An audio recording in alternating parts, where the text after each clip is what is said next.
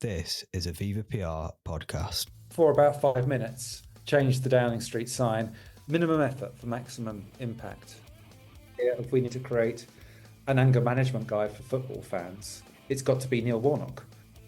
Within that creative work that is not trying too hard to demand attention, makes people ask questions and leads them to the answer. Because ideas sometimes don't just fall flat, sometimes they backfire. In the world of PR, coming up with a big idea is one thing, but creating one that actually makes a difference, that shifts behaviour and sparks conversations and even boosts sales is another thing entirely. This episode of PR in the Real World dives into the creative mind of someone who fully deserves the guru accolade. Mark Perkins is one of the UK's most respected creative strategists. You might not know the name, but I'm pretty sure you'll have come across some of his campaigns, like the award-winning blood donation Missing Type one. Mark has built a career out of finding insight, simplicity and humanity in the most unlikely of briefs. And in this episode we talk about what anyone in PR can do to build their creative muscle. It's packed with brilliant stories and practical advice. So if you've ever stared down the barrel of a challenging brief and thought, how on earth do we crack this one, then this is for you. Let's crack on. Hi, Mark. Thanks for joining us. Now, you're kind of renowned in the industry as an expert in PR campaigns, but before we get into all of that, can you just give us a quick kind of trot through your journey and what inspired you to get into the PR world in the first place? I'd always been fascinated and intrigued by news. Even as a small child, I was watching the news, and I can remember watching news in the 70s, and some of my first words were the newsreader Kenneth Kendall, who I pronounced as Tenneth Tendall, and I got really interested. I used to read my nan's copy of The Sun, and I really liked that kind of sensationalism, provocation and humour of tabloid news. And so I was discovering that there was an industry, public relations, which actually enabled you to make news and have ideas that became news in the next day's papers and on broadcast, was immediately appealing to me. And I got suckered in very quickly. And the bug of creating news got me early and has stayed with me ever since. So what was your kind of first real taste of campaign creativity? Like the moment you knew that this was the thing that you were going to do and that it was for you and you had some kind of skill in it? Well, I think it was participating in a campaign in my second year at a London agency, the Red Consultancy. And I worked on a campaign for MSN and Microsoft called Four Naked with the Net, which was, as the title suggests, 4 people put in silo in a youth hostel in Euston, and they had to survive or thrive for a week alone with nothing but the internet. And they weren't even interacting with each other. So they started off with nothing but a dressing gown and the internet. And if they wanted a cup of tea, they had to order a kettle, buy the tea bags. If they wanted toast, buy a toaster, buy the bread. If they wanted clothes, they had to order clothes. And it introduced the internet and e-commerce to the masses very early on, at a time when the internet was considered a domain of geeks and computer nerds. And it showed how they could socially interact and meet new people. And that kind of swept the boards with awards. It was a huge campaign in terms of global media, and I had to run the press office for it, talking to journalists from Peru and doing this big live news conference. CNN were there, ITN, BBC, when they came out. I just thought, I want to come up with ideas like this that have that level of impact and change the way people see. It seems mad today, doesn't it? The concept would be so kind of like earth-shattering, but at the time, I guess, it was all kind of new stuff. Very much so, yeah. And even the idea itself predated something like Big Brother. So it was almost like a reality show concept. You could follow the participants along their week with the internet, as well as talk to them. Interesting. So obviously your career kind of snowballed after that. Let's talk about a couple of the kind of big campaigns that you've worked on that people in the industry will be no doubt really familiar with. Can you tell us about the Missing Type campaign and the spark behind that? Yes, that was a campaign for blood donation from the NHS. And it came at a time when blood donation registrations had been on a downward spiral for 10 years, and they needed a campaign and a movement that would change that, not just raise awareness of the issue, but actually get people to register for blood donations. And I was working at MHP Engine at the time. And we had various different approaches to how we could do that. And a couple of junior creatives at Engine came up with this thought about, well, what if we take away the letters A, O, and B, the blood groups? But working with them, they came to me with what was like a treatment, because they were thinking in ad styles, they would do a copywriter and an art director. A man steps out at Oxford Circus tube station. The O's have disappeared from Oxford Circus, and then looks around, and all the letters have disappeared from street signs and from familiar name shops on Regent Street and Oxford Street. Boom, and that was it. That was the idea. But it was an ad. We didn't have budget to make it, and even if we didn't have the time. But also, I don't think just having an ad around the issue would really change things. But we had to create a PR campaign. So I was left with that to create and build the architecture of a campaign that did show the letters disappearing from signs and logos. With very, very little time and budget and resource to do it, and working with team leader on it, Gemma Irvin. We approached lots of brands, lots of big organizations and businesses with very famous logos. And they all said no, because they'd never done anything like that before. Why would Coca-Cola or McDonald's deface their logo? Especially because other brands are being asked to do it. Well, if we did a campaign, we want to do it on our own. We want to be the story. So started out for launch with just 2 locations, physical locations, Waterstones and Charing Cross Road, the Odeon Leicester Square, who agreed to change their logos on their fascias. That was the launch piece of content, but also crucially, I and the team have been approaching Alex Aitken at the Cabinet Office at Downing Street. I'd identified, we need an iconic sign that we can remove. And Alex was very helpful in letting us, for about 5 minutes, change the Downing Street sign and capture it. So I had a shot with a policeman looking up. And at launch, we had this, I wrote the press release, there's a very good reason why signs are letters AOB disappearing from signs all over the country. And it was actually only at 3 locations. And the Daily Mirror came on board. But where it really came to life was brands, big brands and small brands, and businesses, organizations were alerted to the fact that they could do it on social media. So they didn't need a person on a cherry picker taking down the signs or letters from their logos and shop fronts on Regent Street, Oxford Street, all over the country, which would be impossible and very time consuming and expensive to do. They could simply, through this new emerging power of social media, through Facebook and Twitter and Instagram, share their logo and a link to the blood donation page. So over a space of time, very quickly, a momentum built. The likes of Coca-Cola and McDonald's did come on board. They could simply just share a piece of content. Football clubs like Arsenal and Spurs came on board, and lots of businesses and brands, big and small, across the country joined in, and it created a momentum over the week. But crucially, there was that link to blood donor registration, as well as all the bread and butter PR that was going on behind it. The sofa stuff on BBC Breakfast and Good Morning, with people from NHS and case studies talking about the need for more blood donors, why this campaign Missing Type is important, because we need more A's, O's and B's to help save lives.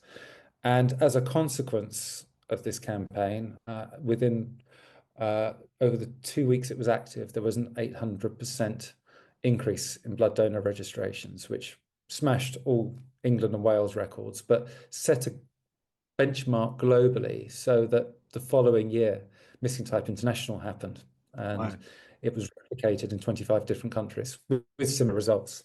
That must fill you with pride, just that element of having delivered something so important. You've mentioned that it wasn't a big budget. What kind of ballpark are we talking about for that initial campaign? The main heft of the budget, aside from our fee, went on the media partnership with the Daily Mirror. Otherwise, everything else was all earned. It was just this: can we get the brands involved and leverage their reach, influence, amongst the target audience of 18 to 25-year-olds who'd kind of been desensitized, detuned to the idea of donating blood. So it was working with the brands that could reach them, and that made a difference, rather than someone from the government or NHS saying it on the news to reach them. Can we move on to another one that you can lay claim to, the Christmas dinner idea, and tell us about how that all came about and what was involved? Well, it certainly had no purpose to save lives, but that was a brief from Game. It was the Christmas that Xbox One and PS4 was coming out, and I had a brief from Game that we want to own the Christmas occasion, these two consoles coming out, and let everyone know about the consoles. Well, there was no need to let everyone know. Everyone knew. Sony were doing their marketing, Microsoft, Xbox doing their marketing. So kind of one of the creative principles is, well, there's no point just trying to add to this massive noise that there is there already. Let's focus on the end user, which is the gamer at Christmas. If you have got one of these consoles, you might even have both if you're a really hardcore gamer. The last thing you're going to want to do on Christmas Day is tear yourself away from the console. You won't have time to go and see Aunt Dolly and go for Christmas dinner, and you certainly won't have time to cook Christmas dinner. So based on the insight that if a gamer's going to be spending all day in their kind of dressing gown playing video games, they're going to miss out on Christmas. That why don't we create a themed Christmas product for video gamers? Hence Christmas dinner in a tin. And I'd seen the work of a designer called Chris Godfrey. I say designer, he was actually a design student. He created a protest against austerity, this disgusting 12-layer meal in the can. And I thought, well, that's really interesting. That's the convenience product. And I approached Chris, and we made 4 batches, starting with scrambled eggs, turkey, broccoli, sprouts, potatoes, stuffing, and ending with Christmas pudding in a single tin. We shot it. Yeah, and it was provoked to be disgusting and kind of subvert this whole kind of the flourish and fanciness of Christmas that you see in M&S ads. We reduced it to this gloopy thing, sealed in jelly in a tin. And Game announced that, and this was the conceit, that it was a new product designed for gamers, and a very small batch had been put on sale online and sold out. So if you went to the Game site, you would see it sold out.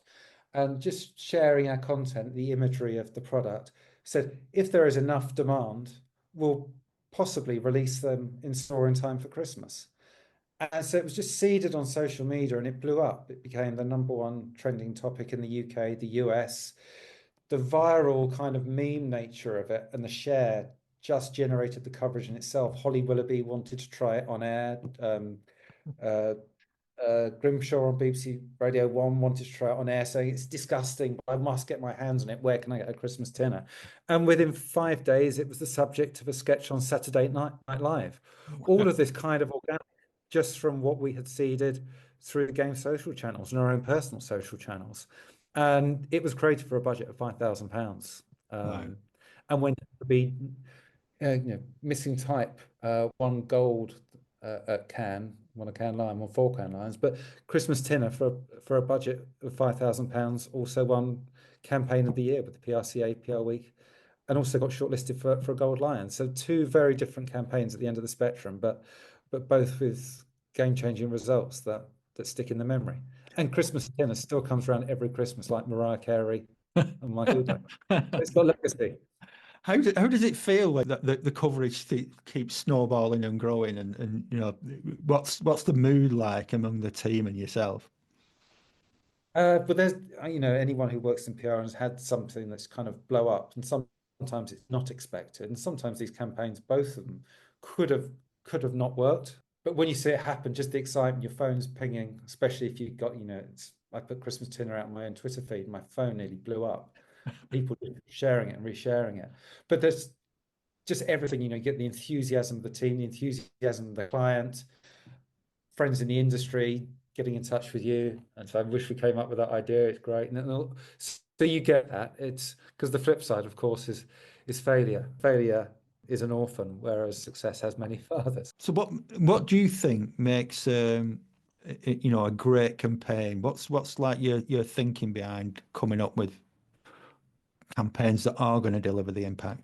I've got a kind of a phrase that applies to what I think makes great campaigns, or what I see in campaigns that I think are great, which is minimum effort for maximum impact, where um, there there is something within that creative work that is not trying too hard to demand attention. It's just through the nature of the creative itself. It provokes intrigue, gets eyeballs, makes people ask questions and leads them to the answer. Where it's not demanding attention, it's not shouting, "Look at me." It doesn't look or feel like marketing. It's not trying too hard with too many layers. Often it's something very simple. Someone once said to me about Christmas dinner, "Oh, it's a shame you couldn't get Heston Blumenthal to make it." I thought, well, no, because we already had something that created massive impact, and for £5,000, we didn't need a huge iconic celebrity chef to be a distraction from it. So it's something at a very simple level. The idea is just enough of itself to travel, and get people's attention and get them to think and act, behave accordingly. In the case of Christmas dinner, thousands and thousands of people went to the game website and crashed it. I like that idea of simplicity. I mean, I remember I trained as a journalist, and one of my early mentors explaining to me that writing simple is the hardest thing that you can do. Yeah. It's distilling things and making complex things accessible is really tricky. And I guess that's what you're saying here a little bit about campaigns, that the more layers that you put on top of them, the harder it's going to be for them to be for them to land, I guess. Yeah, but one campaign I always admire, and I share it in training. I think it's one of my favorite campaigns of all time, was by UNICEF for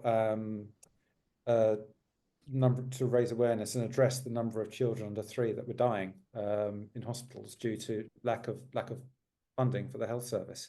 And they created a campaign called Toys in Mourning. And they simply took a number of toy shops in Caracas, drew a black curtain across the window, minimum effort, maximum impact, and painted their toys and dressed them in black to show that these toys were in mourning for the children, will never get to play for them.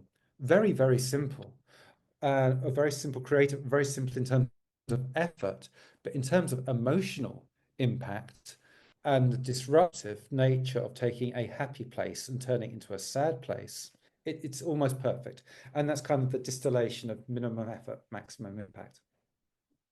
You talk about campaigns that whisper rather than shout as well, and I just wanted to explore with you what you mean by that. Yeah, well, all great work is disruptive.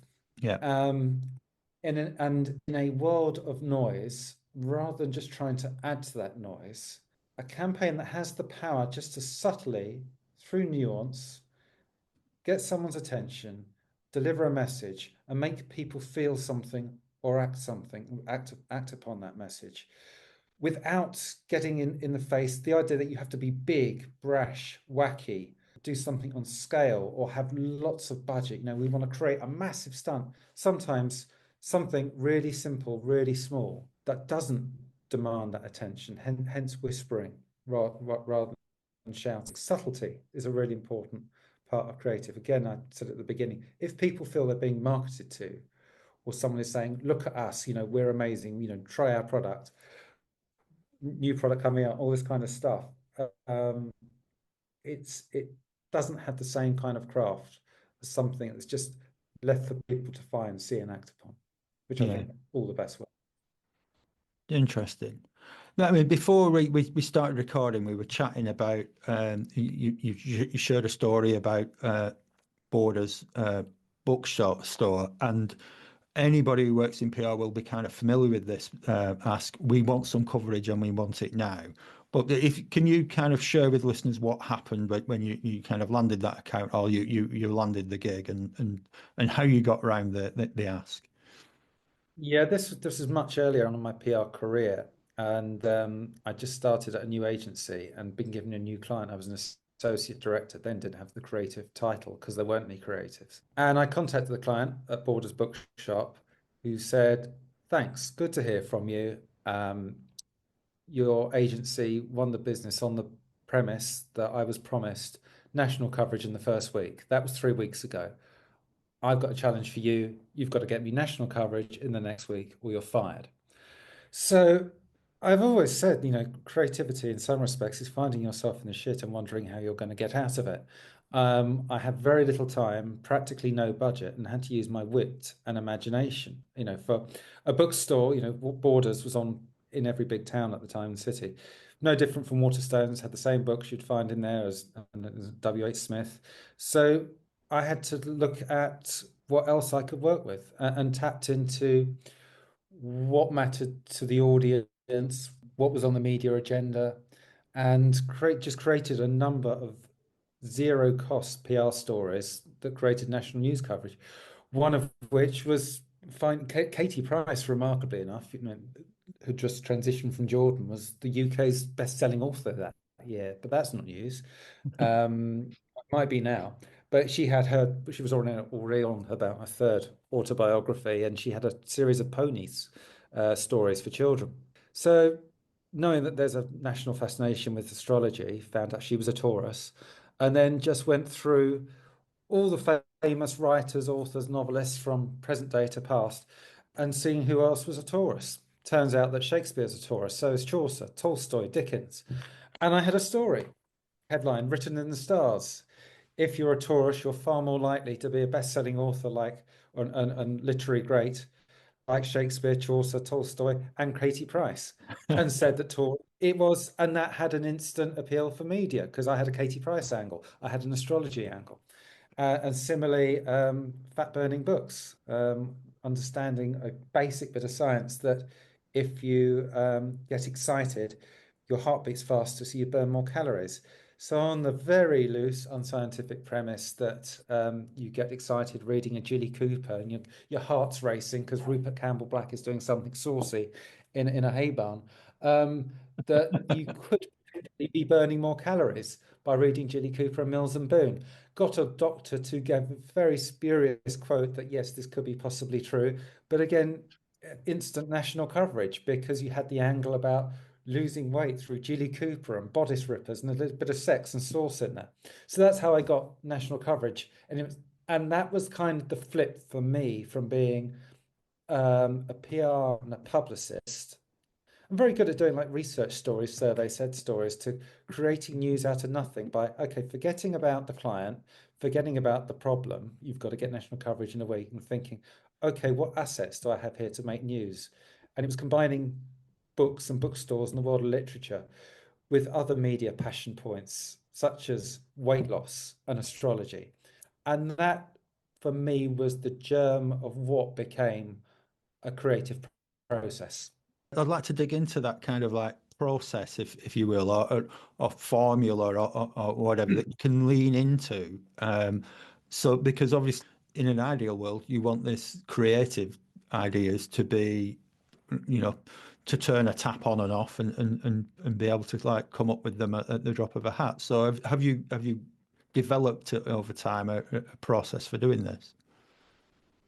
Yeah, very, very loosely. It's definitely evolved, but I mean, some of the key things are counterintuitive. The first tip I always give is forget about the client, forget about the brief that they've given you, because the thing that really matters the most is the target audience, the people that we are selling to, talking to, whether that's briefs I've had for high net worth individuals, first time mums, video gamers, football fans.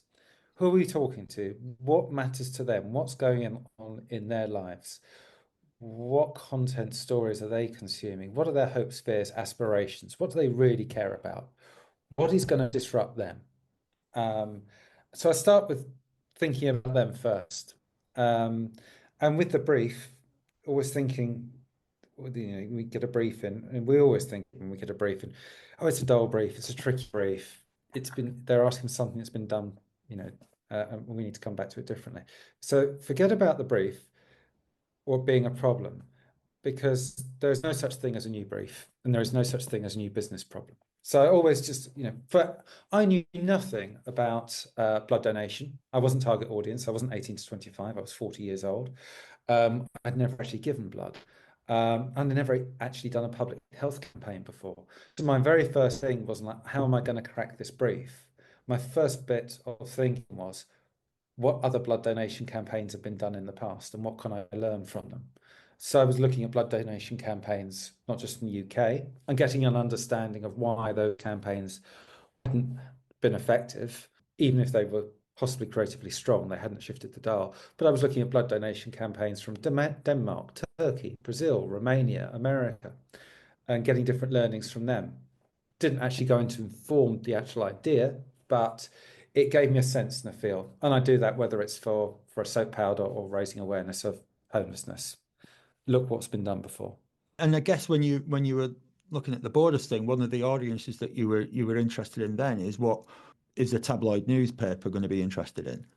What Yeah. are the key things that they're going to get excited about, and not necessarily about the client in Borders case, but what's going to float the reader of the Sun's boat. That's true, and it has to be rooted in a truth. There was the only reason that I went down a Katie Price route is because she was the UK's #1 selling author at the time. I said that wasn't news, but how can you find a way to get her in where there's always at that time there's always a Katie Price angle, in a way that you can get Borders in with something else, and astrology was the Trojan horse in that respect. But it also gave us an opportunity to talk about so many different authors and books and top-selling books, and the author's star signs, and try and show there was a pattern. I mean, let's face it, astrology is not a science, so you could have lots of fun with that. No one could say, actually, you're wrong.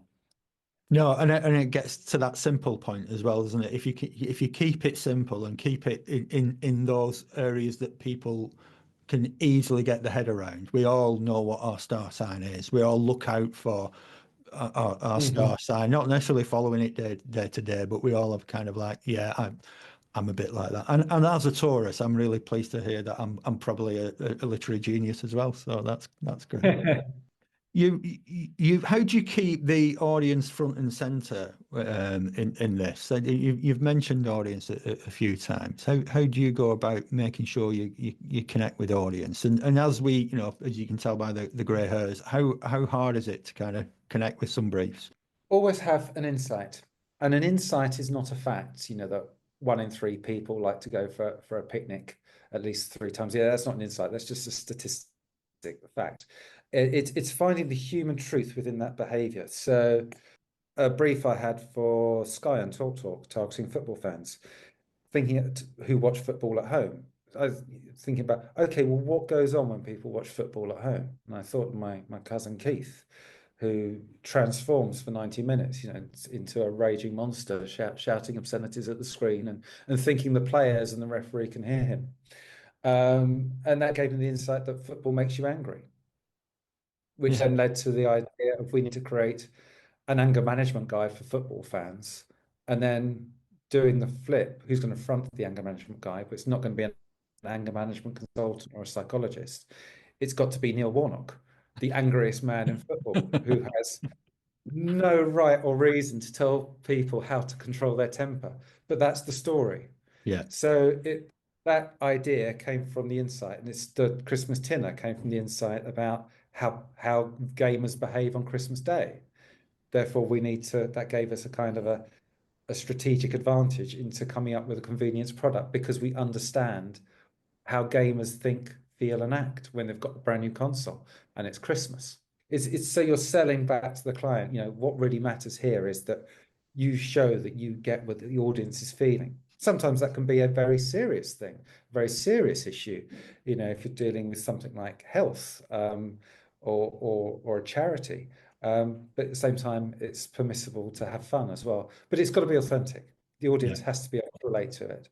It's got to be, yeah, I do that, or my mum does that, my partner does that, or it chimes. It has to be authentic human truth. Yeah, no, I think the football example's a cracker. My wife says she doesn't recognise me when I'm watching football. I turn into this other person. So I perhaps need Neil Warnock coming round. Can we just talk about your own career now? Because you've shifted gears over the last few months and gone into training and mentoring. And what kind of prompted that move? And how has it changed your perspective on things? Well, it's hard to separate the personal from the professional. I'd been at ECD. My last agency was Cowan. I've been there for a few years. I'm very happy. But I'd lost my dad about 18 months before. And then suddenly my mum was given a terminal cancer diagnosis. So I just quit PR with Cal's support. I said I need to go, I need to look after my mum, and spend time with her as she went through chemotherapy, which I did for most of last year. It turns out that over the course of her illness, I mean, she showed very little symptoms or side effects and carried on life as normal. So it was a pleasure and a privilege to be there with her and for her. But reality was that she was getting by quite well. And so we were having lots of cups of tea together and day trips and stuff like that. But it also meant I had time to think about, I thought she might be here for a lot longer when I returned back to work. Would I go back to an agency? And she was very keen that I'd start working again. I don't want to get in your way and don't make a fuss over me kind of thing that mums are like. But I decided I did not want to go back, having been a creative lead at agencies for almost 20 years.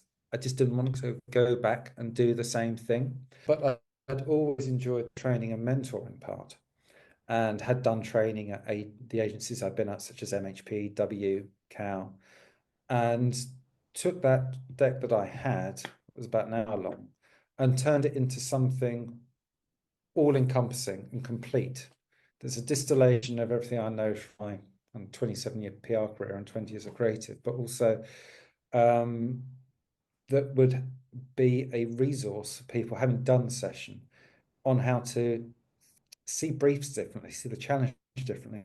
And it's essentially a way of seeing, way of thinking, the art of disruption to develop ideas without necessarily doing things that they've done before at agencies, such as the group brainstorm. You can actually, as I have almost always have in my career, crack a brief, come up with an insight and come up with the idea yourself, and a focus on not just about coming up with ideas, because you can get that in creative training and this idea there's no such thing as a bad idea.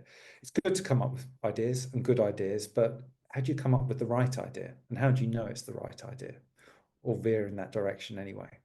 I believe, it's better to have one great idea than 10, 15 good ideas, because you really want the idea that is actually going to shift the dial and really make a difference for your client and win awards and everything else. But it's coming up with that one.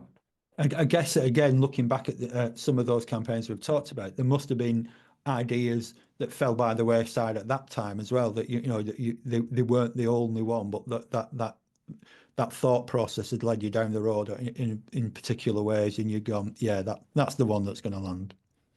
That's right, yeah. And sometimes, often coming up with ideas, just thinking, not so crudely, but that's a 7 out of 10, that's an 8 out of 10. I'm not thinking like that, but you're looking for the 10 out of 10, the one that, and you know this yourself as a PR professional, just suddenly that eureka moment, not something that will do or the client might buy, but the one that really excites you. That can be fun, that can be interesting, that's going to make people think. I would like to see that, and so it's just waiting for that moment. And sometimes that moment can take 5 minutes, or it can take 5 weeks, but you just don't know when it's going to come. But asking all the right questions and making the right connections and focus connections, it will come. So who are you working with now, and kind of what are the biggest gaps that you help them with? I've worked so far with about a dozen agencies doing training and a little bit of consultancy. I've worked with a charity, and I'm even working as of September with De Montfort University, with them as part of their business school and a big sustainability project that they're doing, but also because academics, by their very nature, do incredible academic research and often don't know how to sell it or package it for media in ways that PR people do. So looking at what they'll be doing in terms of research and how we can get cut through so it gets greater visibility. Interesting. So how did that come about, the university link up? Someone I know from my early days at Red Consultancy called Nikki Phillips, who had a distinguished career in PR, but then decided that she wanted to go into the honourable world of teaching academia, is a lecturer at the university, and we've always kept in touch. And she didn't think I'd respond to the ask, because I've worked with the perception that I work with agencies and big brands, but actually it's any kind of work I do, what's really exciting, intriguing, and unusual, and where I could be actually useful.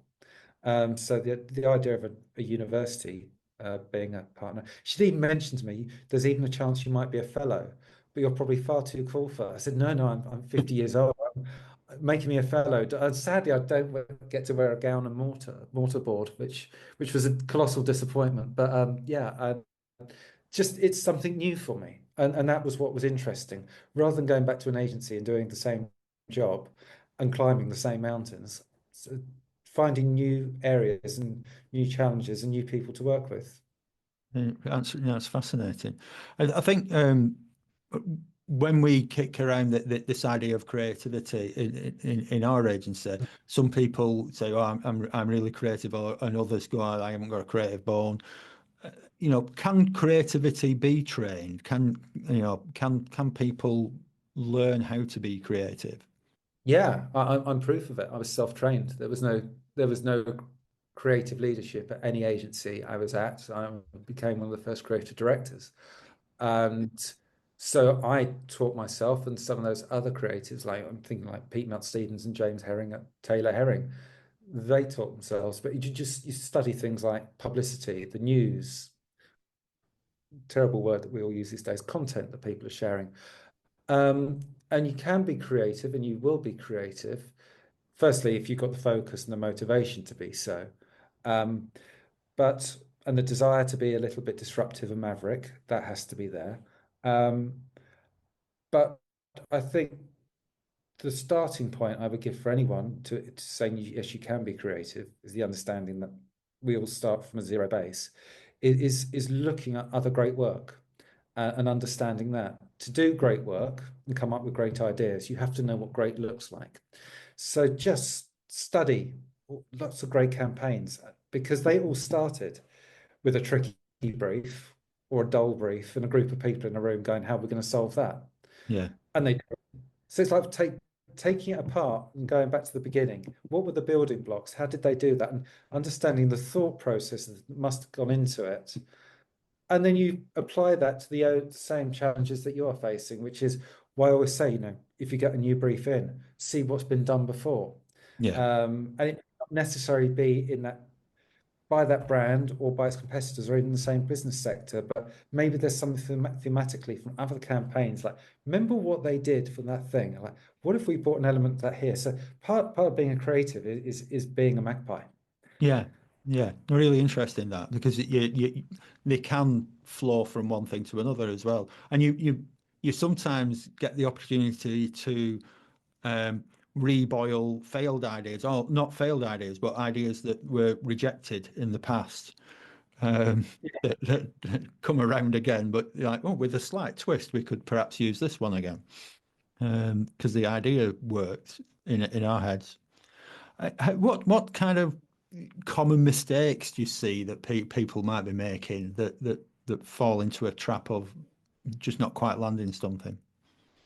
Well, in terms of coming up with the idea, just going into a brainstorm, taking a group of busy people and thinking that or hoping you might crack the problem when there's that's challenging, especially if you're starting with very little outside input. I always ask people to think about the brief, think about the problem, think about the opportunities, think about what has been done before, think about the audience, and bring all those thoughts in and just have conversations rather than let's try and solve the idea. What would Nike do and those kind of things, or what would Apple do and those kind of techniques, or what would Picasso do or Beyonce do? Those are some of the worst I've seen because Picasso never had to do a PR campaign for a packet of biscuits. So just because you've got there are creative stimulus come up with ideas, but focusing really on the solution, and then if you come up with the idea, is interrogating it properly. We discussed this before. The flip side to creative thought is critical thought. And not just believing that you've got an idea that the client will love and people will love, but actually asking the right questions. Can you sum it up in a headline, in a sentence? Could you explain it to your mum or to a friend down the pub? is it really provocative? Would it grab people's attention? Would it make them think, feel something, react? Going back to that thing, or are we just kind of shouting at them? Will it actually make a difference? Because ideas sometimes don't just fall flat. Sometimes they backfire. And Yeah. so it's asking lots of questions as well. Because let's face it, if an idea does backfire and the client loved it in the first place, they're not going to take any responsibility for it. So you have to be custodians of your brand, your client, but also your own team and agency, because you want an idea to succeed. You want happy colleagues because you're all going into this together. And as a creative, you are kind of taking ownership of that. So you can't be flippant and say, here's the idea, I think it's great, make it happen, because you're not the one necessarily developing it and selling it in or presenting the results to the client if it flops. So you have to take ownership for that because you're responsible for your client, but also for your team and for your agency. I guess as we kind of come to wrapping up, what advice would you give to someone starting out in PR today who wants to make campaigns, cut through, and wants to really get involved in that kind of creative campaign stuff and do stuff that you've been proud of? As I said before, really, just look at everything that's gone before. Be passionate and curious, not just about what's going on at the moment in the world. Take that in, culture, trends, high and low culture, but also creative campaigns in the world of PR. Become a student, go through all the awards lists, see what won awards, not just this year and last year, but in previous years. Why was it great? And you'll get an understanding. The more you kind of live and breathe great work and great creativity and great outcomes, you'll be able to understand and see and get an appreciation for that first of all. But then you'll develop a sense of being able to come up with similar ideas. It's what I did. And never accept that there is such a thing as a dull or impossible brief, because there isn't. If it's a dull brief, rewrite it. And if it's an impossible brief, challenge it, and come back. If I can be permitted for one example of what I thought was an impossible brief, Yeah. don't always give up. And it was for a client, an agency, when I was at MHP, called P&H, and they were a delivered wholesaler, and they delivered products to convenience stores and forecourt stores, and also to Tesco and Sainsbury's. But most of the product they delivered was tobacco. They did stuff like ice creams and instant pasties and stuff, but they were a tobacco wholesaler, and they came to me saying, we want to be famous. Our trucks are all over the country. They're on every high street in every town. They're really dull. They're really beige. No one knows who we are or what we do, and we want to be famous. But if you're famous, people will know that you deliver tobacco, and that's not something that people can get excited about. Plus, mass consumers, mass public are not your customers. Retailers are. They said, okay, we want to do something because we've got all these vans and they cover every postcode. That's our key message. So I went away thinking, this is an impossible brief. We've got a company that delivers to the retail trade that has really dull vehicles that no one notices, even though probably one passes them every 15 minutes you're standing in a high street. And the majority of the product in that vehicle is tobacco. So saying we make sure that tobacco gets to every pocket of the UK and every postcode is not really a message that's going to really enthuse people. No.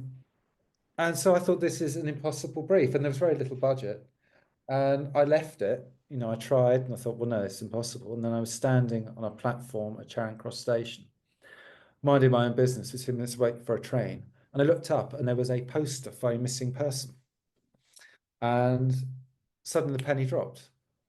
The problem became the solution. The problem were these vans that are everywhere, and they cover every postcode in the UK, and no one notices them because they're beige. And actually, this company that delivered, amongst other things, tobacco, could be a force for good. They could actually make a difference. So contacted Missing People, the charity, and said, could we put posters of missing people on the vehicles of this delivery company? And the campaign became Delivering Hope, as it was called. And all the posters could be geolocated. So if someone had last been seen in Glasgow or Norwich or Southampton, it would be geolocated to that region where they were delivering. And it became a national news story. We got broadcast news. We involved parents of missing people. and they became a force for good. And the employees had something positive to talk about. And not once was it mentioned in the media coverage that they were a delivered wholesaler of tobacco. It was just about how their vehicles were making a difference and bringing hope to the parents and families whose loved ones are missing. So it seemed impossible until something completely removed made that connection. You can use that space. The problem is the solution.